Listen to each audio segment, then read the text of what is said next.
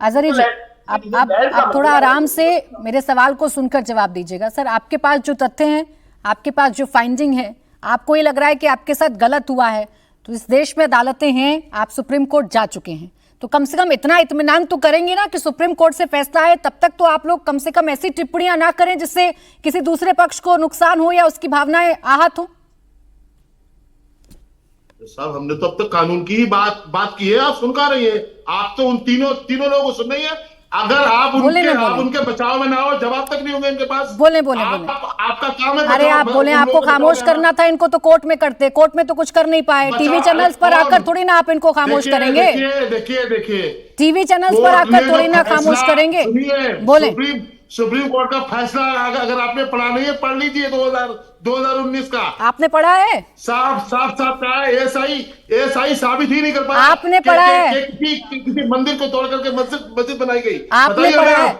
आपने पढ़ा है? साधु बाबा धर्म का लिबास छोड़ के एक मजहब को टारगेट कर रहे हैं, और आप टारगेट करा रही हैं। आप नूर अहमद अजहरी जी, दिक्कत ये है ना आप लोगों में, आपको जहां बोलना है अब आप वहां नहीं बोलेंगे। यहाँ आकर सिर्फ गुस्सा निकालना है, यहाँ आकर सिर्फ एग्रेशन दिखाना है और देश के मुसलमानों को भड़काना है। तथ्य रखिए कोर्ट में। जहां आपको इन लोगों को चुप कराना था वहां चुप करा नहीं पाते, यहाँ चुप कराते हैं। आवाज डाउन रखें इनकी, ऐसे लोगों से बात नहीं करूंगी।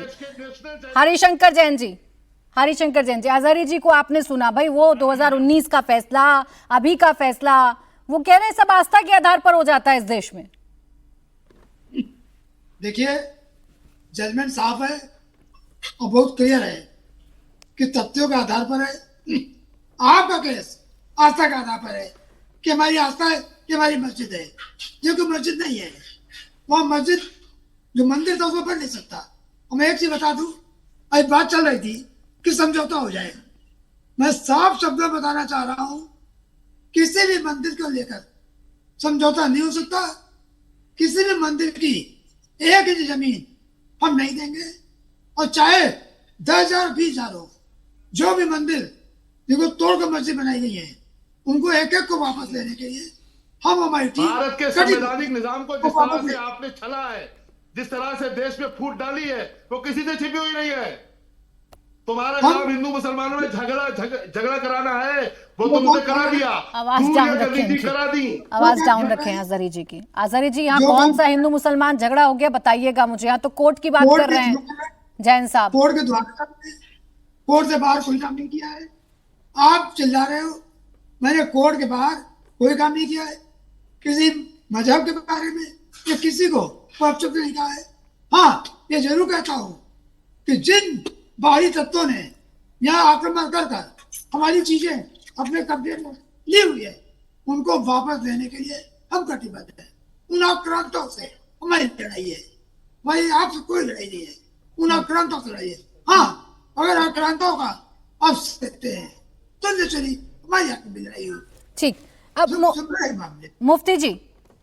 मुफ्ती जी हरिशंकर जैन जी ने जो कहा, कोई आपत्ति इस बात की, वो कह रहे हैं भाई कोर्ट के थ्रू हम लोग फैसला कराते हैं, हम कोर्ट जाते हैं। देश के मुसलमानों से लड़ाई नहीं है, आक्रांताओं से लड़ाई है, उनकी सोच से लड़ाई है। तो ये तो आप भी इत्तेफाक रखेंगे इस बात से? देखिए, आक्रांताओं से मुसलमानों का कोई लेना देना नहीं है। आक्रांता अलग है। देखिए, संविधान बनने से पहले क्या हुआ इसके हम जिम्मेदार नहीं है। अगर बात आक्रांताओं की आएगी, आइए उससे पहले भी चोल राजाओं ने कितने मंदिर तोड़े। ये मेरा सवाल है श्याम त्यागी से। बोध गया किसने मिटाया? राजा हर्ष ने कितनी मंदिरें तोड़ी? कहां खोदोगे? जलियांवाला बाग में जो कुछ हुआ, क्या उसकी सजा दी जाएगी आज के क्रिश्चियनों को? वहां जो कुछ हुआ उसकी सजा आज के मुसलमानों को दी जाएगी क्या? इतिहास को इतिहास रहने दो।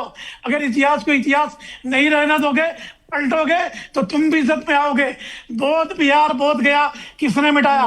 बोध शिखर पर से कहां लुप्त हो गए? देश में अदालतों के जरिए फैसले हो रहे हैं। अगर आपको शिवम त्यागी जी की कोई फैसला पसंद नहीं आ रहा है, उनकी कोई बात पसंद नहीं आ रही है, तो जाइए कोर्ट में चैलेंज करिए और हरा दीजिए उनको, और फिर उसके बाद आकर अपनी बात कंप्लीट कर लीजिए।